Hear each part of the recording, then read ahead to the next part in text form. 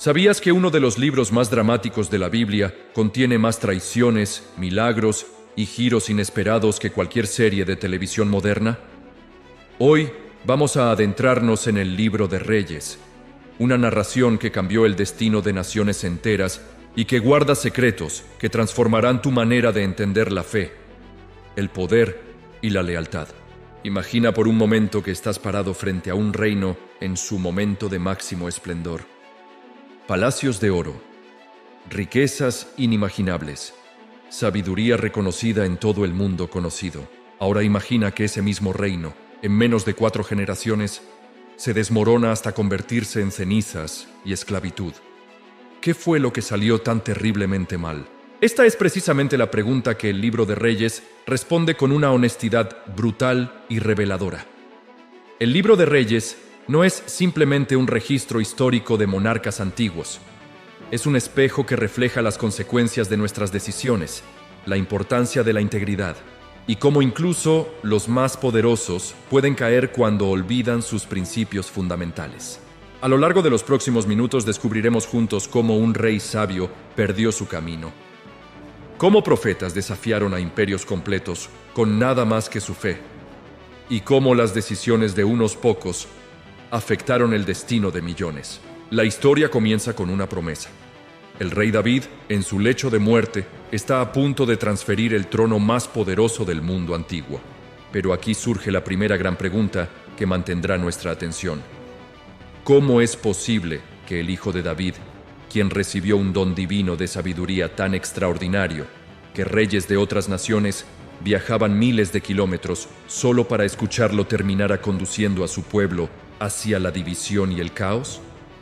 Salomón ascendió al trono de Israel en un momento único en la historia. Su padre David había unificado las 12 tribus, había conquistado enemigos, había establecido Jerusalén como la capital espiritual y política del pueblo. Cuando Dios se le apareció a Salomón en un sueño y le ofreció cualquier cosa que deseara, el joven rey no pidió riquezas ni larga vida. Pidió sabiduría para gobernar con justicia. Esta humildad conmovió tanto a Dios que no solo le concedió una sabiduría sin igual, sino también riquezas y honor como ningún otro rey había tenido jamás. Los primeros años del reinado de Salomón fueron espectaculares. Construyó el Templo de Jerusalén, una obra maestra arquitectónica que tomó 7 años completar y que se convirtió en el centro de la adoración del pueblo de Israel. Las paredes estaban recubiertas de oro puro. Los querubines tallados medían más de 4 metros de altura, y la gloria de Dios llenó el templo de tal manera que los sacerdotes no podían ni siquiera permanecer de pie. La dedicación del templo fue uno de los momentos más gloriosos en la historia de Israel, cuando el cielo y la tierra parecían tocarse. Durante este tiempo, la fama de Salomón se extendió por todas las naciones. La reina de Saba viajó desde el sur de Arabia, llevando camellos cargados de especias, oro y piedras preciosas, solo para poner a prueba la legendaria sabiduría del rey. Cuando llegó, planteó las preguntas más difíciles que pudo formular, enigmas que habían desconcertado a los sabios de su corte. Salomón respondió cada una sin titubear. La reina quedó tan impresionada que declaró que ni la mitad de su grandeza le había sido contada. Pero aquí es donde la historia toma un giro que cambiaría todo. Y es aquí donde debemos hacernos una pregunta crucial que nos acompañará. ¿Puede la sabiduría protegernos de nuestras propias debilidades? Salomón, a pesar de toda su sabiduría, comenzó a tomar decisiones que contradecían directamente las advertencias que Dios había dado a su pueblo. Se casó con 700 princesas y tomó 300 concubinas, muchas de ellas de naciones extranjeras que adoraban a dioses falsos. La ley de Moisés había advertido específicamente contra esto, no por prejuicio, sino porque estas alianzas matrimoniales inevitablemente llevarían el corazón del rey lejos del Dios verdadero. Y exactamente eso sucedió.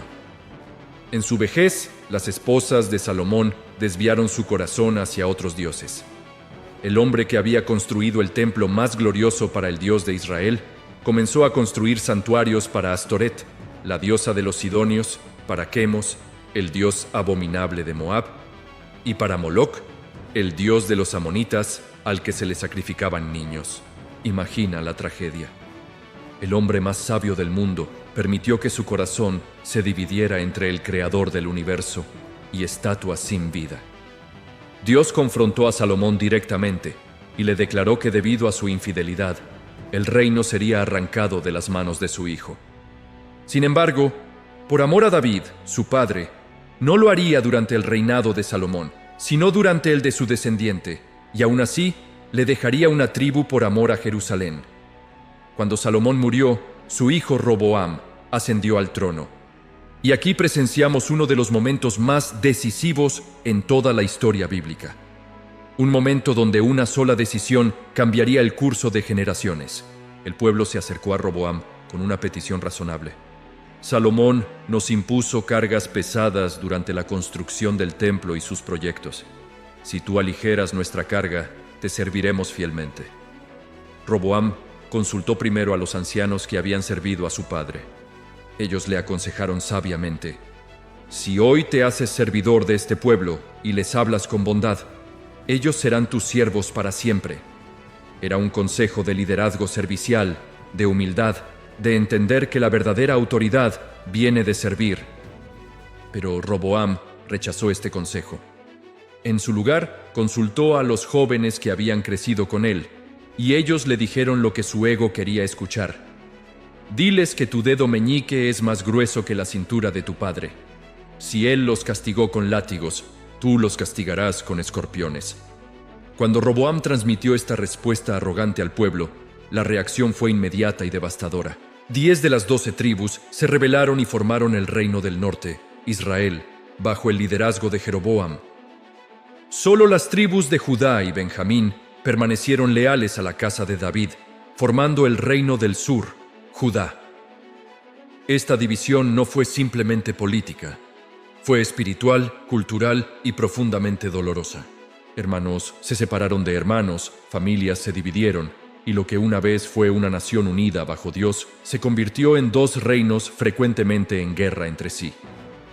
Jeroboam, el nuevo rey del norte, enfrentó inmediatamente un dilema. Si su pueblo continuaba yendo a Jerusalén, en el territorio de Judá, para adorar en el templo 3 veces al año como la ley requería, eventualmente sus corazones se volverían de nuevo hacia la casa de David. Entonces, en un acto que tendría consecuencias desastrosas por generaciones, Jeroboam hizo algo imperdonable. Creó su propia religión falsificada. Mandó hacer 2 becerros de oro, uno en Betel y otro en Dan, y le dijo al pueblo: es demasiado trabajo para ustedes subir a Jerusalén. Aquí están tus dioses, Israel, que te sacaron de Egipto. Cambió las fechas de las festividades, estableció sus propios sacerdotes que no eran de la tribu de Leví, y básicamente creó un sistema religioso diseñado no para honrar a Dios, sino para mantener su poder político. Un profeta anónimo confrontó a Jeroboam en Betel mientras éste ofrecía incienso en el altar falso. El profeta declaró que vendría un día cuando un descendiente de David, llamado Josías, quemaría los huesos de estos sacerdotes falsos sobre ese mismo altar. Jeroboam, enfurecido, extendió su mano y ordenó: agarren a ese hombre. En ese instante, su mano se secó y el altar se partió en 2, derramando las cenizas. Jeroboam tuvo que rogarle al profeta que orara por la restauración de su mano. El profeta oró, la mano fue restaurada, pero Jeroboam no cambió su camino. Pero aquí viene algo que nos debe hacer reflexionar profundamente. ¿Cuántas advertencias necesitamos antes de cambiar de rumbo? ¿Cuántas señales claras ignora el corazón humano cuando está decidido a seguir su propio camino? El reino del norte, Israel, tuvo 19 reyes a lo largo de aproximadamente 200 años. Ninguno, ni uno solo, siguió fielmente a Dios. Cada uno continuó en los pecados de Jeroboam, manteniendo la adoración falsa que él había establecido. Hubo golpes de estado, asesinatos, dinastías completas eliminadas en baños de sangre. La inestabilidad era constante. Mientras tanto, en el sur, el reino de Judá tenía una ligera ventaja. Aunque también tuvieron reyes malvados, hubo algunos que genuinamente buscaron a Dios y trajeron temporadas de avivamiento y reforma. Asa, Josafat, Ezequías y Josías fueron algunos de estos reyes que, a pesar de heredar un reino en declive espiritual, tuvieron el valor de desafiar siglos de tradición corrupta y volver al camino correcto. Pero la historia más dramática y poderosa del libro de Reyes no gira alrededor de los reyes, sino de los profetas que Dios levantó para confrontarlos. Y entre todos ellos destaca una figura colosal, Elías. Acab se convirtió en rey de Israel y el texto bíblico dice algo escalofriante. Hizo más para provocar la ira del Señor que todos los reyes de Israel que fueron antes que él. Se casó con Jezabel, una princesa fenicia que adoraba a Baal con fanática devoción. Juntos, promovieron activamente la adoración a Baal en Israel, construyeron templos para este falso dios y hasta persiguieron y asesinaron a los profetas del Señor. En este contexto de oscuridad espiritual total aparece Elías. Sin ceremonias, sin introducción elaborada, simplemente se presenta ante Acab y declara: «Tan cierto como que vive el Señor, Dios de Israel, a quien yo sirvo, no habrá rocío ni lluvia en estos años, sino por mi palabra». Y se fue. Durante 3 años no cayó una gota de lluvia en Israel. Los cultivos murieron, el ganado pereció, la hambruna se extendió por toda la tierra. Mientras tanto, Dios sostenía milagrosamente a Elías. Primero junto a un arroyo donde los cuervos le traían pan y carne cada mañana y cada tarde, y luego en la casa de una viuda en Sarepta, donde una pequeña cantidad de harina y aceite se multiplicó sobrenaturalmente día tras día. Cuando finalmente llegó el momento del enfrentamiento, Dios le dijo a Elías que se presentara nuevamente ante Acab. El rey, al verlo, lo acusó: «¿Eres tú el que trae desgracia sobre Israel?». Elías, sin intimidarse ante el hombre más poderoso de la nación, respondió: «Yo no he traído desgracia sobre Israel. Tú y tu familia sí, al abandonar los mandamientos del Señor y seguir a los Baales». Entonces Elías propuso algo audaz: «Convoca a todo Israel al monte Carmelo y trae a los 450 profetas de Baal y a los 400 profetas de Asera que comen de la mesa de Jezabel. Tendremos una prueba definitiva para ver quién es el Dios verdadero». El día del enfrentamiento, todo Israel se reunió en el monte Carmelo.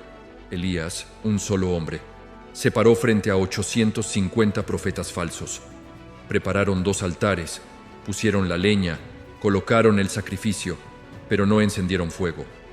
El desafío era simple: el Dios que respondiera con fuego sería reconocido como el Dios verdadero. Los profetas de Baal fueron primero. Desde la mañana hasta el mediodía clamaron: «Baal, respóndenos». Bailaron alrededor del altar, pero no hubo respuesta. Elías comenzó a burlarse de ellos: «Griten más fuerte, quizás esté meditando, o tal vez fue al baño, o está de viaje, o quizás está dormido y necesita que lo despierten». Los profetas, desesperados, gritaron más fuerte y se cortaron con espadas y lanzas hasta que la sangre corría. Continuaron sus frenéticos rituales hasta la hora del sacrificio vespertino, pero no hubo voz, ni respuesta, ni atención alguna. Entonces llegó el turno de Elías. Reconstruyó el altar del Señor que había sido derribado, usando 12 piedras que representaban las 12 tribus de Israel. Preparó la leña, colocó el sacrificio y luego hizo algo extraordinario.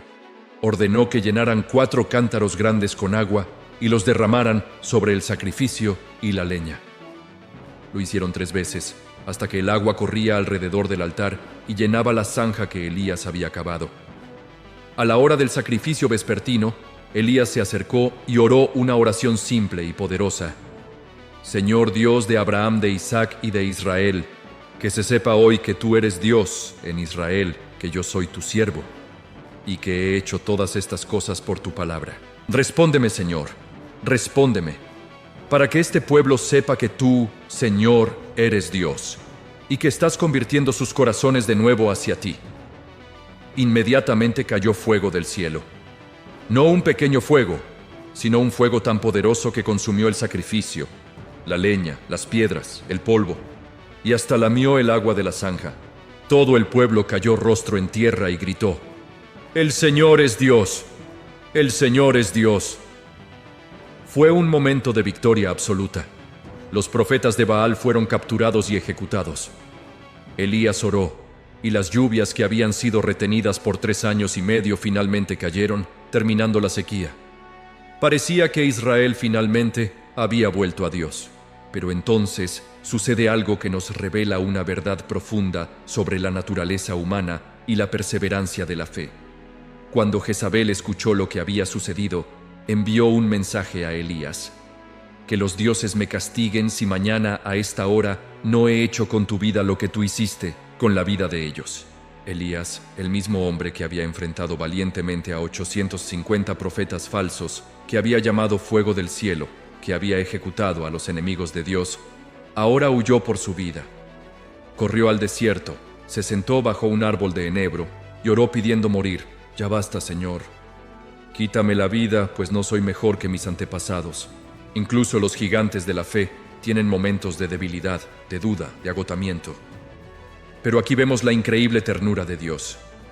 Un ángel tocó a Elías y le dijo: levántate y come. Cuando miró, había junto a su cabeza una torta cocida sobre piedras calientes y un jarro de agua.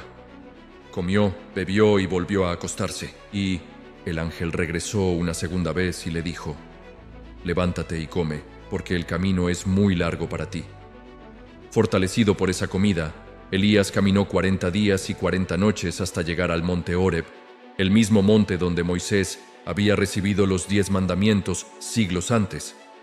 Allí, en una cueva, Dios le preguntó: ¿qué haces aquí, Elías? El profeta respondió con amargura: he sentido un vivo celo por el Señor, Dios de los ejércitos, porque los israelitas han abandonado tu pacto, han derribado tus altares y han matado a tus profetas a espada. Yo soy el único que ha quedado con vida, y ahora quieren matarme también a mí. Dios le dijo que saliera y se pusiera en el monte ante su presencia.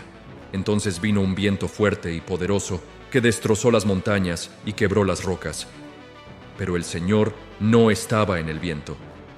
Después del viento hubo un terremoto, pero el Señor no estaba en el terremoto. Después del terremoto vino un fuego, pero el Señor no estaba en el fuego. Y después del fuego vino un suave susurro.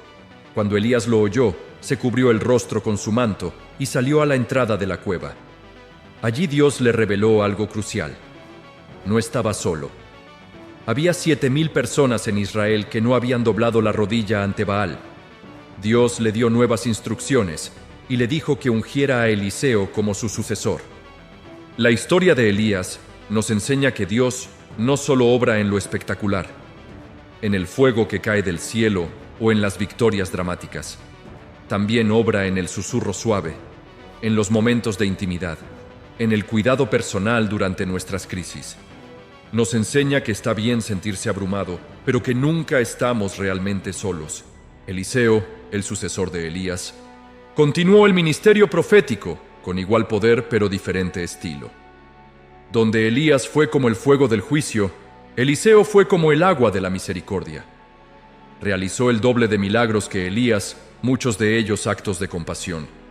Purificó aguas contaminadas, multiplicó el aceite de una viuda para que pudiera pagar sus deudas, resucitó al hijo de la Sunamita, sanó la lepra del comandante sirio Naamán. Pero a pesar de estos poderosos testimonios del poder de Dios, los reyes de Israel continuaron en sus caminos malvados. La paciencia de Dios tiene límites, y finalmente llegó el momento del juicio. El imperio asirio, la superpotencia brutal de ese tiempo, invadió Israel. En el año 722 a.C., Samaria, la capital del reino del norte, cayó después de un asedio de 3 años. Los asirios deportaron a la mayor parte de la población de Israel, llevándolos cautivos a tierras lejanas y reemplazándolos con personas de otras naciones conquistadas. Estas personas trajeron sus propios dioses y prácticas, mezclándose con los israelitas que quedaron. Así se originó el pueblo que más tarde sería conocido como los samaritanos, un grupo que combinó elementos de la fe israelita con prácticas paganas. El reino del norte, Israel, había dejado de existir. Las 10 tribus se dispersaron entre las naciones y, en gran medida, perdieron su identidad distintiva. Fue el final de un reino que había tenido todo el potencial para ser grande. pero que eligió repetidamente el camino equivocado. El reino del sur, Judá, observó esta devastación. Deberían haber aprendido la lección, pero la naturaleza humana es persistentemente terca. Tuvieron algunos reyes buenos que trajeron reformas, como Ezequías, quien destruyó los lugares altos de adoración falsa, rompió las piedras sagradas y cortó los postes de acera. Incluso destruyó la serpiente de bronce que Moisés había hecho en el desierto, porque el pueblo había comenzado a quemarle incienso como si fuera un ídolo. Durante el reinado de Ezequías, Jerusalén fue milagrosamente salvada cuando el ejército asirio la sitió. El rey asirio Senaquerib había conquistado ciudad tras ciudad y envió mensajeros para burlarse de Ezequías y de su Dios. Ezequías llevó la carta amenazante al templo, la extendió delante del Señor y oró con fe profunda. Esa noche, el ángel del Señor salió y mató a 185,000 soldados asirios en su campamento. Senaquerib tuvo que retirarse humillado a Nínive, donde más tarde fue asesinado por sus propios hijos. Pero después de Ezequías vino Manasés, quien reinó 55 años e hizo más mal que todos los reyes anteriores. Reconstruyó los lugares altos que su padre había destruido, levantó altares a Baal, hizo un poste de acera, adoró a los astros del cielo. Construyó altares a dioses falsos dentro del mismo templo del Señor. Practicó la hechicería y la adivinación. Consultó médiums y espiritistas e incluso sacrificó a su propio hijo en el fuego. El nieto de Manasés, Josías, se convirtió en rey a los 8 años de edad. A los 16 años comenzó a buscar al Dios de David, y a los 20 comenzó a purificar Judá y Jerusalén de los lugares altos, los postes de acera y los ídolos.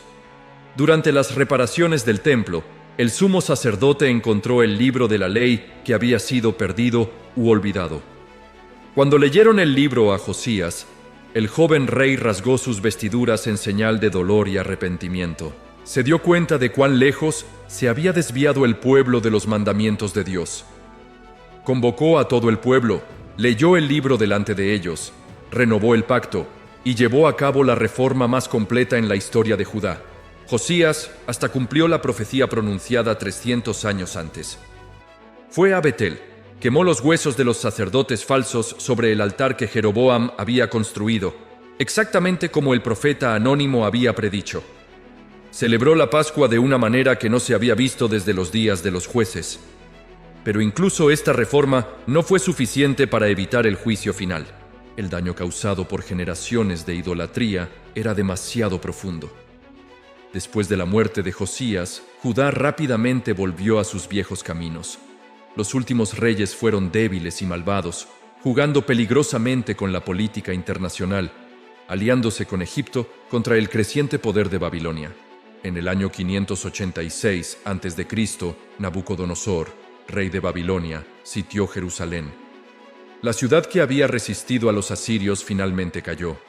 El templo glorioso que Salomón había construido fue saqueado y luego completamente destruido. Los muros de Jerusalén fueron derribados. Los tesoros del templo fueron llevados a Babilonia. Lo más importante, el pueblo fue deportado, llevado cautivo a una tierra extraña. El libro de Reyes termina con esta imagen devastadora.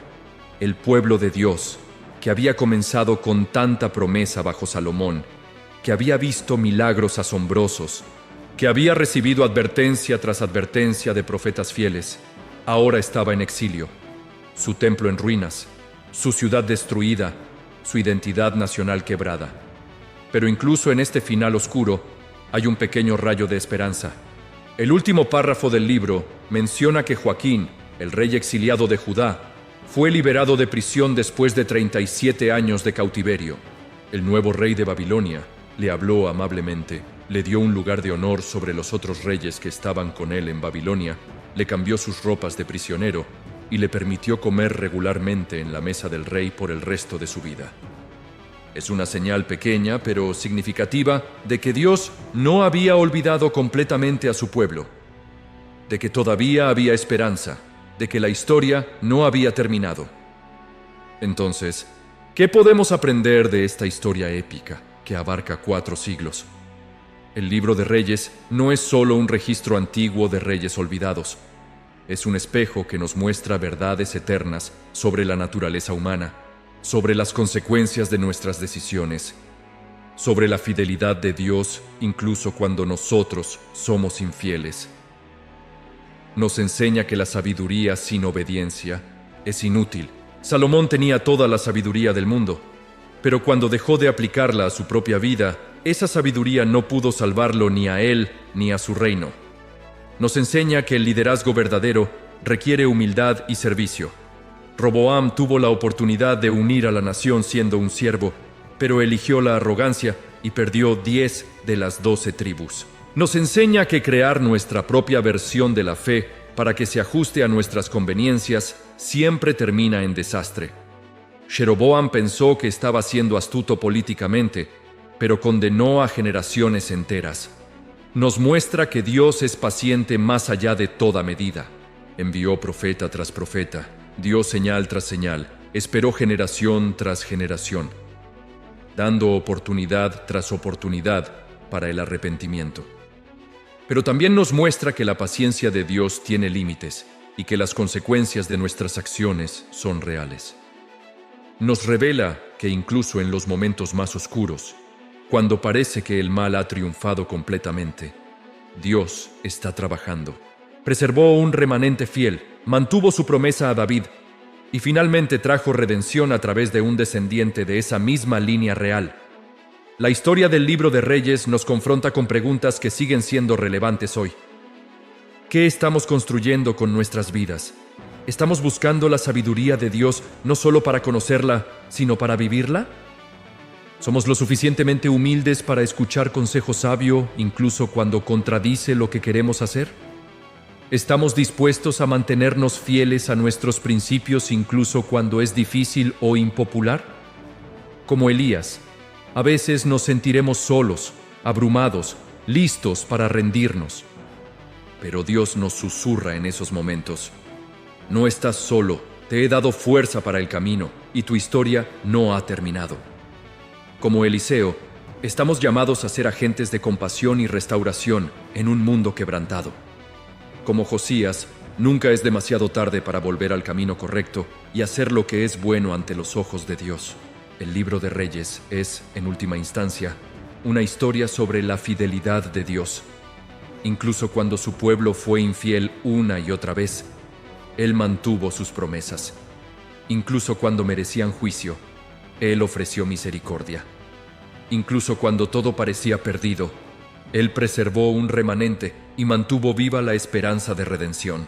Esta historia nos recuerda que nuestras decisiones importan, no solo para nosotros mismos, sino para las generaciones que vendrán después de nosotros. Nos recuerda que el poder sin principios conduce a la ruina, que la religión sin relación genuina es vacía, y que la verdadera grandeza se encuentra en la obediencia humilde a Dios. Si este video te ha tocado el corazón, si has visto cómo las verdades eternas del libro de Reyes hablan directamente a tu vida hoy, dale like y suscríbete para más contenido sobre historias bíblicas.